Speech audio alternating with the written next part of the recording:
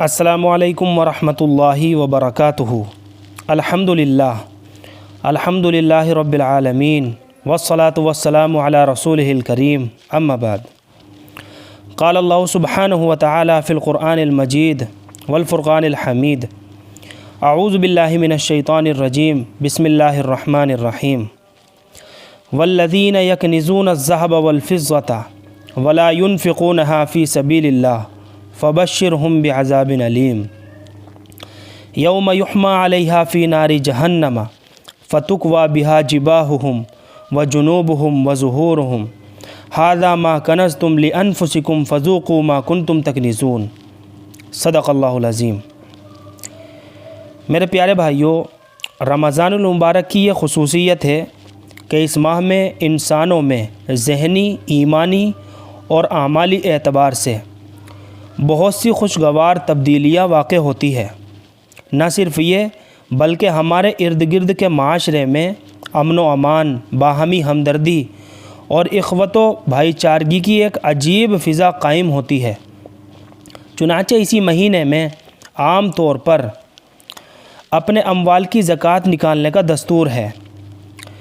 اگرچہ زکوٰۃ کی ادائیگی کا براہ راست رمضان المبارک سے کوئی تعلق نہیں ہے، بلکہ زکوٰۃ کے وجوب اور اس کی ادائیگی کا تعلق اس کے متعین نصاب کا مالک بننے سے ہے، لیکن چونکہ یہ رواج بن چکا ہے کہ رمضان المبارک میں اس کی ادائیگی کی جاتی ہے، اس لیے اس موقع پر مناسب معلوم ہوا کہ اس ماہ میں جہاں رمضان، روزہ اور ان سے متعلق عبادت کی فضیلت اور اہمیت بیان کی جاتی ہے، وہاں اسی مہینے میں زکوٰۃ کی ادائیگی کی اہمیت اور اس کے فضائل اور اس فریضے کو ادا نہ کرنے پر ہونے والے نقصانات کو بیان کیا جائے، تاکہ وہ حضرات جو صاحب نصاب ہیں اس فریضے کو پوری ذمہ داری کے ساتھ ادا کریں۔ اور اسی کے ساتھ ساتھ یہ بات بھی ذہن میں رہنی چاہیے کہ ہم معاشرے سے اس فضا کو ختم کرنے کی کوشش کریں جو اس وقت عمومی طور پر سارے مسلمانوں میں اپنا زور پکڑ چکی ہے کہ زکوٰۃ رمضان میں نکالنی ہے، بلکہ ہم یہ ماحول بنائیں اور اسی کے مطابق دوسروں کی ذہن سازی بھی کریں کہ زکوٰۃ نکالنے والا اپنی زکوٰۃ کی ادائیگی میں زکوٰۃ کے واجب ہونے کے وقت کا خیال رکھتے ہوئے اس کے وقت پر زکوٰۃ نکالے اور اس کے لیے رمضان کا انتظار بالکل بھی نہ کریں۔ چلیے اب زکوٰۃ کے معنی اور مفہوم کو سمجھتے ہیں۔ تو میرے پیارے بھائیوں، زکوٰۃ کے لغوی معنی پاکی کے ہیں، اور شریعت کی نظر میں زکوٰۃ صاحب نصاب شخص کے مال کی وہ متعین مقدار ہے جو اللہ تعالیٰ کے حکم سے مستحقین تک پہنچانا فرض ہے۔ زکوٰۃ کو زکوٰۃ کہنے کی وجہ یہ ہے کہ جب انسان مال کے ساتھ مشغول ہوتا ہے تو اس کا دل مال کی طرف مائل ہو جاتا ہے۔ دل کے اس میلان کی وجہ سے مال کو مال کہا جاتا ہے، اور مال کے ساتھ اس مشغولیت کی وجہ سے انسان کئی روحانی اور اخلاقی بیماریوں اور گناہوں میں مبتلا ہو جاتا ہے، مثلا مال کی بیجا محبت، حرص اور بخل وغیرہ۔ ان گناہوں سے حفاظت اور نفس و مال کی پاکی کے لیے زکوٰۃ اور صدقات کو مقرر کیا گیا ہے۔ اس کے علاوہ زکوٰۃ سے مال میں ظاہری یا معنوی بڑھوتری اور برکت بھی ہوتی ہے، اس وجہ سے بھی زکوٰۃ کا نام زکوٰۃ رکھا گیا ہے۔ چلیے اب زکوٰۃ کی فرضیت پر بات کرتے ہیں۔ دیکھیے، زکوٰۃ اسلام کا ایک اہم ترین فریضہ ہے۔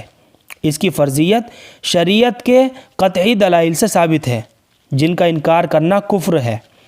جو شخص اس کا انکار کرے وہ اسی طرح دائرہ اسلام سے خارج ہو جاتا ہے جیسے نماز کا انکار کرنے والا شخص اسلام سے نکل جاتا ہے۔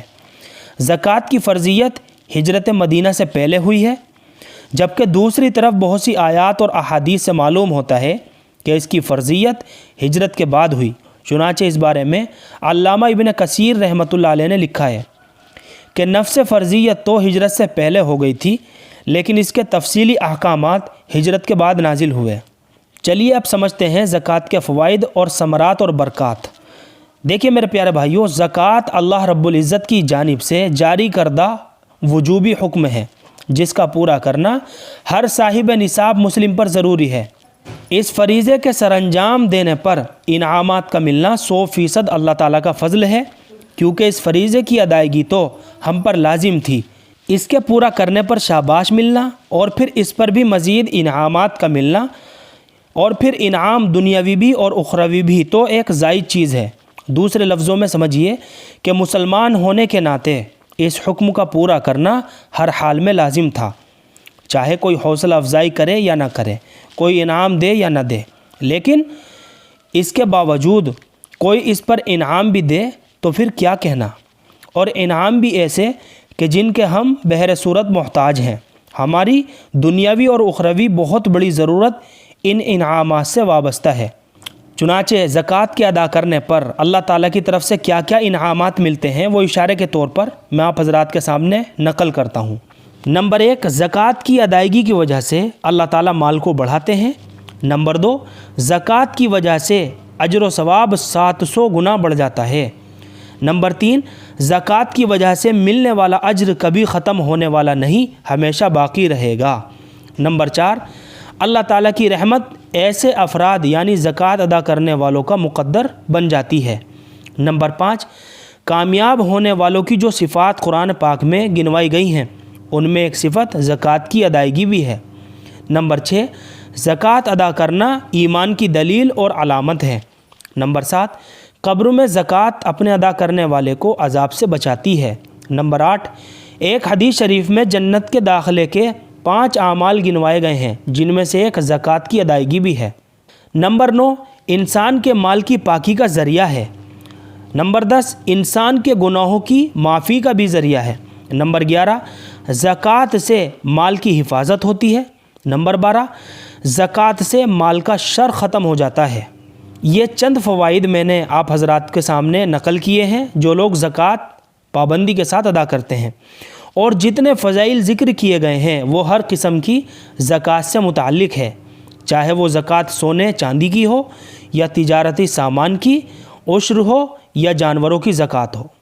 چلیے اب بات کرتے ہیں زکوٰۃ ادا نہ کرنے کے نقصانات اور وعید ہیں۔ میرے پیارے بھائیوں، فریضہ زکوٰۃ کی ادائیگی پر جہاں من جانب اللہ انعام اور فوائد ہیں، وہاں اس فریضے کی ادائیگی میں غفلت برتنے والے کے لیے قرآن پاک اور احادیث مبارکہ میں وعیدیں بھی وارد ہوئی ہیں، اور دنیا اور آخرت میں ایسے شخص کے اوپر آنے والے وبال کا ذکر بکثرت کیا گیا ہے۔ ان میں سے کچھ آپ حضرات کے سامنے میں ذکر کرتا ہوں۔ نمبر 1، جو لوگ زکوٰۃ ادا نہیں کرتے ان کے مال کو جہنم کی آگ میں گرم کر کے اس سے ان کی پیشانی، پہلو اور پیٹھوں کو داغا جائے گا۔ نمبر 2، ایسے شخص کے مال کو توق بنا کے اس کے گلے میں ڈال دیا جائے گا۔ نمبر 3، ایسا مال آخرت میں اس کے کسی کام نہ آ سکے گا۔ نمبر 4، زکوٰۃ ادا نہ کرنا جہنم والے اعمال کا ذریعہ بنتا ہے۔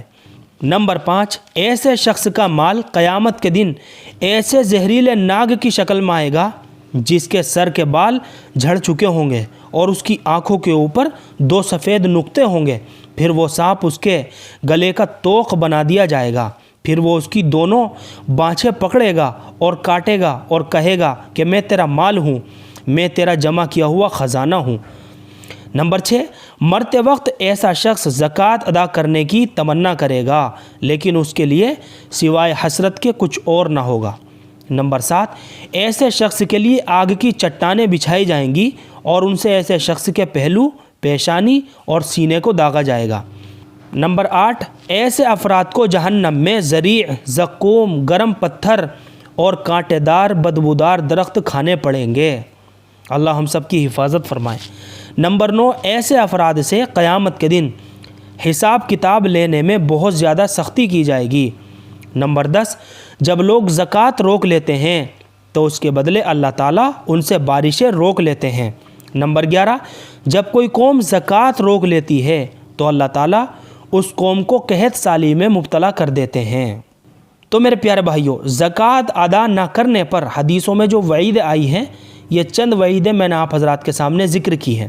نبی اکرم صلی اللہ علیہ وسلم نے ارشاد فرمایا کہ میں 3 چیزوں پر قسم کھاتا ہوں اور تمہیں ایک اہم بات بتاتا ہوں، تم اسے یاد رکھنا۔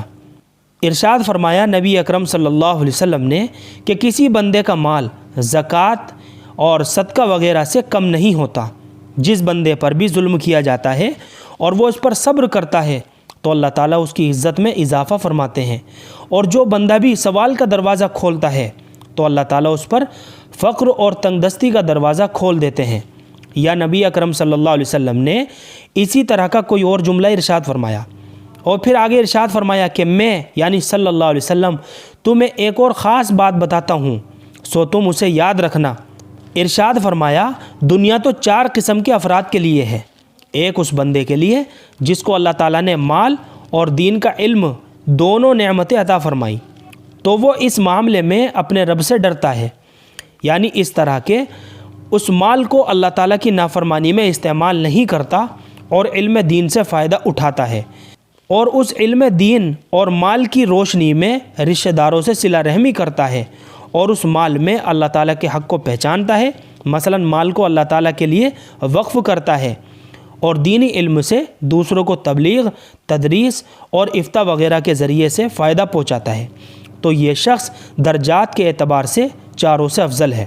دوسرے اس بندے کے لیے جس کو اللہ تعالیٰ نے علم کی نعمت تو عطا فرمائی لیکن مال عطا نہیں فرمایا، لیکن وہ نیت کا سچا ہے اور کہتا ہے کہ اگر میرے پاس مال ہوتا تو میں بھی فلاں آدمی کی طرح عمل کرتا، یعنی جو کہ رشتہ داروں سے صلہ رحمی کرتا ہے اور اس میں اللہ تعالیٰ کے حق کو سمجھ کر عمل کرتا ہے، تو یہ شخص اپنی نیت کے مطابق صلہ پاتا ہے، اور اس شخص کا اور اس شخص کا یعنی پہلے والے شخص کا ثواب برابر ہو جاتا ہے۔